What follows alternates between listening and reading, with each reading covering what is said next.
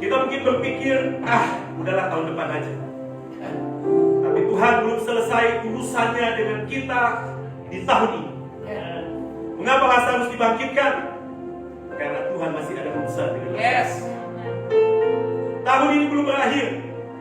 Tuhan masih ada urusan dengan kita. Kita mungkin sudah berpikir tahun depan aja deh. Tapi saya percaya, tidak perlu tunggu tahun depan. Masih di beberapa hari di tahun 2020, Tuhan sanggup untuk menyatakan yang terbaik, yang dahsyat, dan yang mulia dari Tuhan terjadi atas ini. Amin. Sebab bagi Tuhan tidak ada yang mustahil. Bagi Tuhan tidak ada yang mustahil. Bagi Tuhan tidak ada yang mustahil. Di momen-momen yang mepet, orang bilang the power of mepet. Orang bisa mengalami pertolongan. Sudah mengalami pertolongan. Ketika sudah membayar kosan, mau bayar kontrakan, mau bayar tagihan, sudah waktunya. Tapi di momen-momen khusus seperti itu, pengharapan kita justru makin naik kepada Tuhan. Meskipun Tuhan kadang-kala mungkin kalau saya jadi Tuhan kadang-kala cuma berdoa gara-gara dalam tekanan.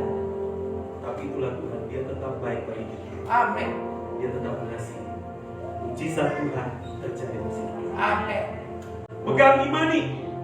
Tahun ini belum berakhir, urusan Tuhan masih ada. Amin.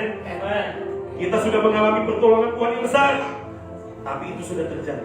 Yang lebih dahsyat sedang datang. Apa yang sudah kita alami, tidak ada apa-apanya. Sebab Tuhan banyak cara, banyak keindahan di dalam Tuhan. Amin, saudara. Haleluya.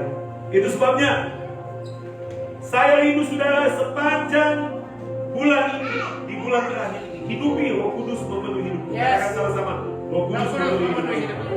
Katakan, Roh Kudus memenuhi hidupku. Yesus Kristus segalanya bagiku. Bagi Tuhan tidak ada yang mustahil. Segala yang dahsyat, terbaik, mulai dari Tuhan sudah terjadi. Kita ulangi dulu ya. Buat dua ibu di belakang, Tuhan tidak akan menolong hidupmu, tetapi Tuhan sudah menolong hidupmu. Tuhan sudah mengasihi hidupmu. Tuhan bukan cari-cari alasan untuk melaknat hidupmu. Sebab Tuhan kita maha baik. Tuhan kita itu maha kasih. Yesus mati di kayu salib menebus dosa semua manusia. Dia datang bukan untuk orang Kristen, dia datang untuk semua orang. Jadi kalau kita mengatakan Yesus Kristus Tuhan, dia bukan Tuhan orang Kristen, dia Tuhan semua orang. Amin. Nah, saya dengan cepat mau berbagi satu kebenaran firman Tuhan sebelum kita mau perjamuan kudus. Saya percaya waktu saudara buka hati, saudara melihat bagaimana karya Roh Kudus dalam hidup, tentang kepenuhan Roh Kudus di waktu Natal. Saudara tahu bahwa di waktu Natal, kalau kita baca di kitab Matius, di kitab Lukas, nyata sekali karya Roh Kudus. Oke, kita lihat next. Yesus Kristus Tuhan. Di dalam Alkitab dikatakan, klik lagi. Dikatakan di Markus 1 ayat 1, inilah silsilah Yesus Kristus anak Daud, anak Abraham. Di dalam Markus 1 ayat 1, inilah permulaan Injil tentang Yesus Kristus anak Allah. Di dalam Lukas pasal 2 ayat 11 dikatakan, hari ini telah lahir bagimu juru selamat, yaitu Kristus Tuhan di kota Daud. Dalam kitab Yohanes 1 ayat 17, sebab hukum Taurat diberikan oleh Musa, tetapi kasih karunia dan kebenaran datang oleh Yesus Kristus. Perhatikan ada kata Kristus di situ. Next. Kristus itu sama dengan atau artinya yang diurapi. Yang diurapi siapa? Yang diurapi oleh Roh Kudus. Dari nama Yesus Kristus Tuhan sudah ketahuan. Di dalamnya berisi pengurapan Roh Kudus, kepenuhan Roh Kudus. kehidupan Yesus Kristus Tuhan dimulai oleh Roh Kudus. Jadi Yesus Kristus Tuhan, Dia ada di dunia, dimulai oleh Roh Kudus. Bahkan kehidupan gereja Tuhan, saya dan saudara, dimulai oleh Roh Kudus. Amin. Oke. Saudara, jadi Natal bukan sekedar kisah kelahiran Yesus. Oh, kita mendengar kelahiran Yesus. Oh, Natal itu kelahiran Yesus. Tapi sebenarnya juga Natal itu adalah kisah kepenuhan Roh Kudus. Roh Kudus ini pribadi. Dia menggunakan kata ganti orang tunggal. Baik ia, dia. Dia tidak menggunakan kata ganti barang. Tidak menggunakan itu. Jadi dia pribadi. Dia bisa berduka, dia bisa sedih, dia bisa senang, dia bisa gembira. Saudara, kuasa dan kekuatan Natal itu ada pada Roh Kudus. Natal itu bicara tentang kelahiran Yesus. Kekuatan dari kelahiran Yesus, kuasa dari kelahiran Yesus adalah Roh Kudus. Tahun ini kita merayakan Natal. Kita Natal gereja sudah tanggal 13. Tanggal 25 kita merayakan, memperingati, bersyukuri kelahiran Yesus. Tapi jangan salah, Yesus bukan lahir lagi. Dan saudara, dia sudah jalani kehidupan di dunia, sudah mati, dikubur, bangkit, menebus dosa kita, dia sudah naik ke surga. Sekarang masanya Roh Kudus bekerja.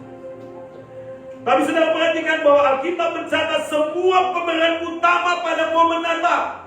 Saudara baca di dalam kitab Matius pasal 1, Matius pasal 2, dalam kitab Lukas pasal 1, Lukas pasal 2. Jelas sekali saudara, Alkitab menunjukkan bahwa semua pemeran utama, bahkan pemeran pembantu dalam kisah Natal mengalami kepenuhan Roh Kudus. Saudara bisa lihat dalam Matius pasal yang pertama bahwa Maria mengandung dari Roh Kudus. Dan hendaklah engkau menamai anak itu Yesus, karena Immanuel. Artinya, tapi inti dari Natal itu adalah karya Roh Kudus. Gereja dimulai, itu karya Roh Kudus. Kehidupan baru kita di dalam Kristus itu karya Roh Kudus. Amin. Jadi seluruh hidup kita itu tentang bagaimana Roh Kudus memenuhi hidup kita dan menuntun hidup kita. Meninggalkan manusia lama kita harus dengan kekuatan Roh Kudus, dan menjalani hidup baru kita harus dengan kuasa Roh Kudus.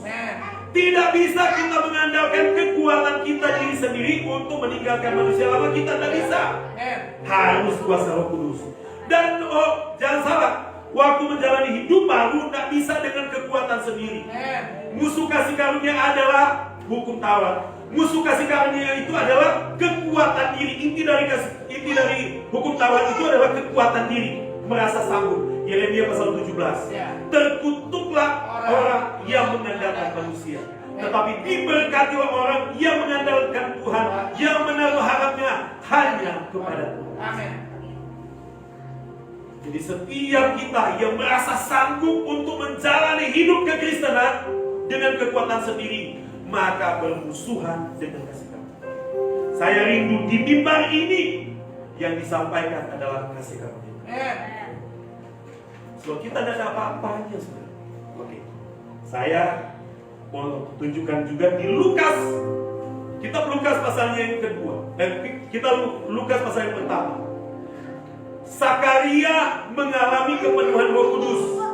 Dia diberitahukan bahwa istrinya Elisabeth yang sudah tua, dia dipenuhi Roh Kudus dan mengandung anaknya yang bernama Yohanes Pembaptis. Dan Yohanes Pembaptis ini dari kandungan sudah dipenuhi Roh Kudus. Jangan salah, Yohanes Pembaptis ini benihnya adalah Sakaria. Tapi Yesus benihnya adalah Tuhan. Benihnya adalah dari Roh Kudus. Beda. Tapi saya mau tunjukkan kepada saudara, Maria pun dipenuhi Roh Kudus. Yusuf pun dipenuhi Roh Kudus. Cerita di pasal 2 Lukas. Ada tokoh yang bernama Simeon, ada tokoh yang bernama Hana. Dua orang tua ini dipenuhi Roh Kudus. Jadi semua tokoh utama dan peran pembantu semuanya dipenuhi Roh Kudus. Oke, next. Dengan cepat saya akan tunjukkan kepada saudara bahwa maksud dari kepenuhan Roh Kudus itu. Yang pertama, kepenuhan Roh Kudus membuat kasih karunia Tuhan terjadi atas hidup kita. Hafal baik-baik. 1, 2, 3. Kepenuhan Roh Kudus membuat kasih karunia Tuhan terjadi atas hidup kita.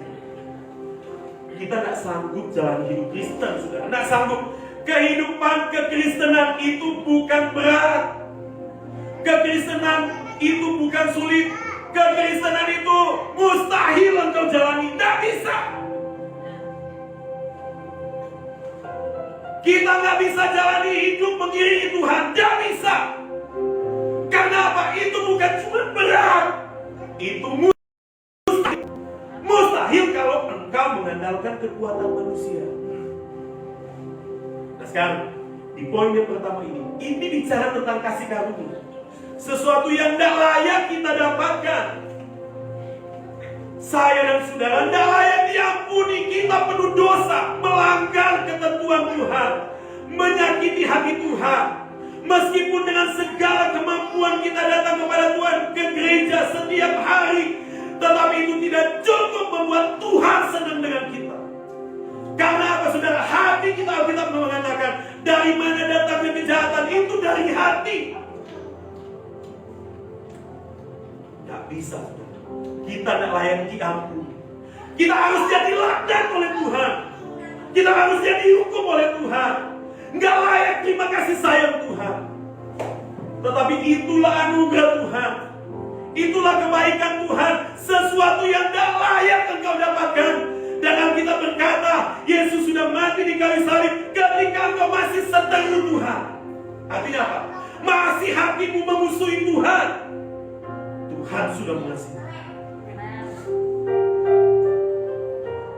Baik saudara, kasih karunia itu adalah sesuatu yang gak layak kita dapatkan, tetapi diberikan Tuhan kepada kita dengan cuma-cuma, tanpa syarat. Katakan tanpa syarat. Katakan cuma-cuma. Dia berikan kepada kita. Itulah anugerah, itulah kasih karunia. Jadi karena kita dapat kasih karunia Tuhan, jangan pakai syarat kepada Tuhan. Jangan. Saudara, waktu engkau ibadah seperti ini, itu tidak bisa membayar kebaikan Tuhan. Kalaupun engkau bawa persembahan berjuta-juta, itu tidak bisa membayar kebaikan Tuhan. Tidak ada yang bisa membayar anugerah Tuhan. Kalau itu bayar, namanya apa saudara? Itu engkau tidak menghargai kasih Tuhan. Bayangkan kalau saya kasih kepada anak saya cuma-cuma, dan itu bukan saya dapatkan, bukan cuma-cuma, itu mati, dan saya berikan kepada anak saya, dan dia bilang begini, aku gak enak sama papi, aku kasih uang saja, kurang ajar, gak menghargai. Betul? Tuhan gak mau kita seperti itu. Apa susahnya sih? Terima aja. Responnya apa? Terima. Bersyukur. Susah amat bilang terima kasih. Engkau doamu sudah dijawab oleh Tuhan. Itu bukan kemampuanmu merendahkan diri di hadapan Tuhan. Itu bukan karena engkau rajin ke gereja pelayanan, bukan. Engkau dijawab oleh Tuhan karena Dia mengasihi. Amin. Amin, saudara. Amin. Jadi bagian ini responnya adalah terima saja, bilang terima kasih Tuhan. Bersyukur kepada Tuhan. Haleluya. Bayangkan dengan segala kebaikan Tuhan yang diberikan kepada kita, ucapan syukur kita, terima kasih itu pun belum cukup di hadapan Tuhan sebenarnya. Tapi engkau adalah anak. Anak saya sekalipun dia tidak mampu di mata orang, bagi saya dia saya. Given Gabriela Pak Eno, I love you bertubi-tubi. Dia datang kepada saya waktu dia masih kecil, saya ngobrol dengan orang lain, dia naik di atas kepala saya.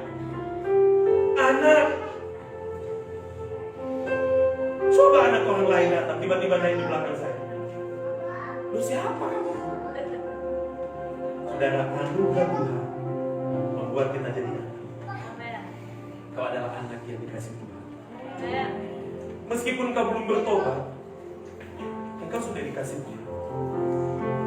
Masih seteru, masih musuh, memusuhi Tuhan. Tuhan mengasihi hidup.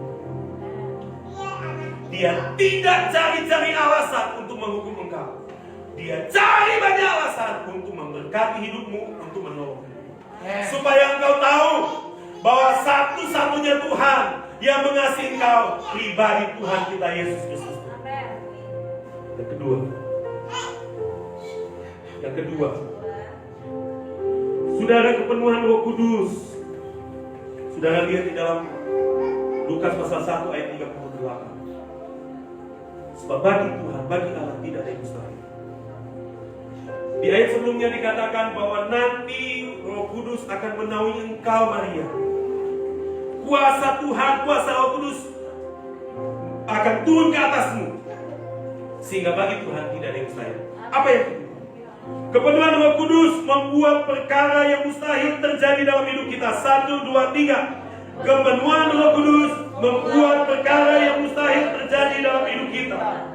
Amin, saudara.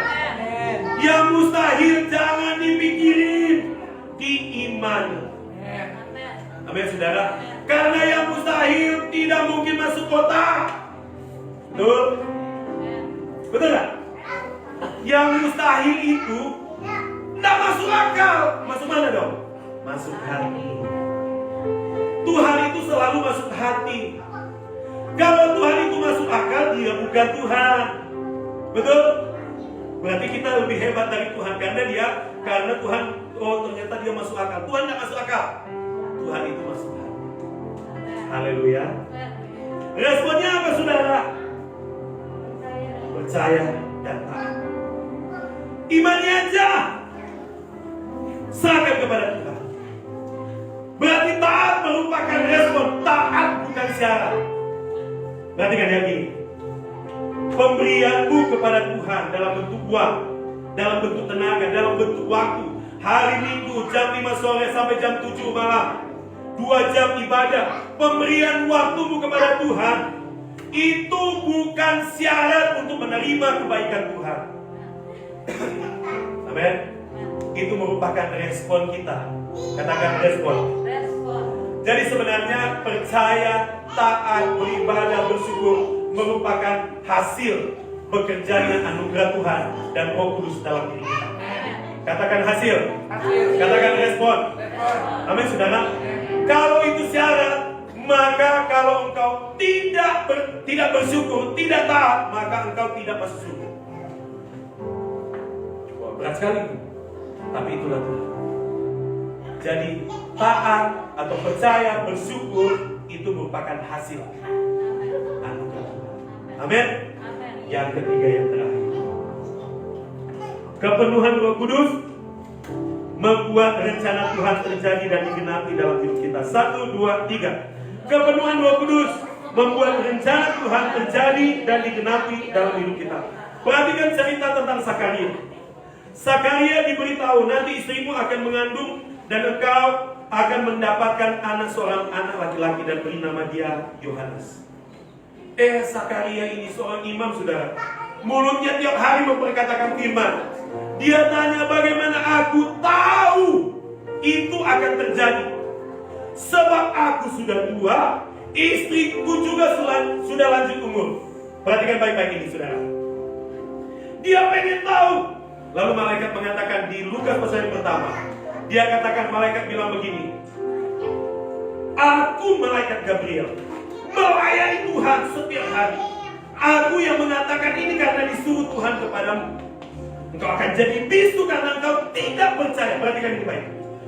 Zakaria rupanya pengen tahu, tapi tidak percaya. Sekarang begini, coba saudara perhatikan. Pengen tahu, tapi tidak percaya. Oh, itu fatal bagi Tuhan. Fatal.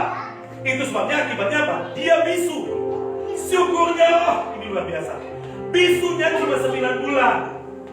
Kalau saya jadi Tuhan berdasarkan hukum perjanjian lama, mati nih orang. Iman kok. Amin. Tetapi itulah anugerah Tuhan. Apakah kekurangan dari Zakaria membatalkan rencana Tuhan? Oh enggak. Coba kalau kita jadi Tuhan, manusia kita. Lu nggak percaya, ya udah batal ya. Aku nggak kirim 1 M buat kamu. Batal. Tapi Tuhan tidak begitu. Ketidakmampuan Zakaria untuk percaya tidak membatalkan rencana Tuhan. Mengapa bisa begitu? Karena ada kuasa Roh Kudus. Amin, saudara. Kekuranganmu tidak membatalkan rencana Tuhan digenapi dalam hidupmu. Dia mengasihi hidupmu. Itu bukan karena dirimu. Dia mengasihimu dari dasar hatimu. Haleluya. Amin, saudara. Jadi di bagian ini responnya adalah alami pengenalan akan Tuhan. Renungkan firman. Dari mana kita tahu bahwa Tuhan merencanakan yang terbaik? Lewat firman. Mesti banyak pengenalan akan Tuhan lewat firman. Renungkan firman. Haleluya. Amin, saudara. Next. Itulah 3. Jadi saya mau simpulkan. Kepenuhan Roh Kudus di waktu Natal membuat kasih karunia Tuhan terjadi atas hidup kita, membuat perkara yang mustahil terjadi dalam hidup kita, dan membuat rencana Tuhan terjadi dan digenapi di dalam hidup kita. Next. Dan kepenuhan Roh Kudus di waktu Natal, responnya adalah terima saja dan bersyukur. Lalu kemudian percaya dan taat kepada Tuhan. Dan yang ketiga, yang terakhir, alami pengenalan akan Tuhan. Amin, saudara. Haleluya. Berapa banyak yang percaya? Haleluya. Turun tangan. Tutup sebentar. Saya mau tanya kepada saudara. Siapa yang tahu poin 1 yang saya sampaikan? Halo, sebutkan. Ayo. Poin 1. Ayo, siapa saja? Mau anak-anak, mau dewasa. Ada? Sebutkan poin 1. Membuat kasih karunia Tuhan terjadi atas hidup kita. Ambil. Coklat. Sini. Saya simpan. Ada kok. Yes. Hadiah Natal ya, Pak. Yang kedua, ada yang tahu poin yang kedua? Oh, sudah satu bebankan. Mantap, tapi terima kasih. Boleh dioper ke orang lain ya. Yang kedua, ada yang tahu poin yang kedua? Halo? Halo? Apa kita bawa pulang ini? Sudah rugi. Alah, cuma itu aja. Murah itu aku bisa beli yang mahal. Beda kalau diserahkan sama Tuhan. Ada yang tahu yang kedua? Atau yang kedua deh, respon yang kedua? Ada? Julia? Percaya dan taat. Haleluya. Terima kasih. Yang ketiga. Ada yang tahu poin yang ketiga? Oh, jangan Julia lagi. Dapat 2. Ya, di belakang. Bisa. Pengenalan akan Tuhan. Pengenalan akan Tuhan. Ya. Haleluya. Masih momen Natal, masih momen hadiah ya. Tunduk kepala di hadapan Tuhan. Oh, terima kasih. Kau mengasihi kami. Roh Kudus. Ya Roh Kudus, ya Roh Kudus. Hamba berdoa untuk kami semua saja. Semuanya dipenuhi Roh Kudus. Semuanya mengalami jamahan Roh Kudus. Aku berdoa semua yang hadir secara onsite tatap muka maupun secara online diurapi oleh Tuhan. Dalam nama Yesus aku berdoa, biar semua kami mengalami kasih karunia Tuhan terjadi dalam hidup kami. Maka perkara yang mustahil bagi kami terjadi. Maka rencana Tuhan tetap terjadi dan digenapi dalam hidup kami. Adakah di antara Bapak Ibu yang mau didoakan? Saya mau berdoa saudara. Tuhan tidak terbatas oleh ruang dan waktu. ada kuasa yang tak terbatas. Sebab bagi Tuhan tidak ada yang mustahil. Saya mau berdoa untuk saudara. Cukup nyatakan dengan cara angkat tangan, biar Tuhan yang akan menolong. Saya mau berdoa untuk saudara. Haleluya. Ada satu, Bapak, jangan suka untuk mengangkat tangan. Dan pada waktu saya berdoa, saudara mau angkat tangan menyusul, saya percaya Tuhan lah yang menggerakkan kita. Mari kita berdiri bersama-sama. Jabat kami Tuhan dalam nama Yesus. Tuhan, aku berdoa untuk kami semua. Mengalir kuasa Roh Kudus. Supranatural, ahli kodrati, tak terbatas. Kuliah dengan jami, mengalir dalam hidup kami. Bagi Tuhan tidak ada yang mustahil. Segala yang jahat yang terbaik termulia dari Tuhan sudah terjadi atas hidup kami. Aku berdoa setiap umat Tuhan, kuat-kuatkan, sehat-sehatkan seluruh dengan kuasa darah-Mu. Perlindungan Tuhan ada dalam hidup kami. Terobosan Tuhan terjadi di akhir tahun ini, tinggal beberapa hari. Aku berdoa terobosan Tuhan terjadi dalam hidup kami. Di dalam nama Yesus. Dalam nama Yesus. Haleluya. Untuk khusus dua ibu di belakang, izinkan kami berdoa untuk saudara. Saya pengen beberapa ibu akan datang kepada dua ibu yang ada, tapi pakai masker ya, pakai masker. Kami mengasihi ibu-ibu yang di belakang yang baru datang. Kami berdoa, Tuhan, Engkau tahu pergumulan kedua ini. Jaga mereka ya Tuhan. Tolong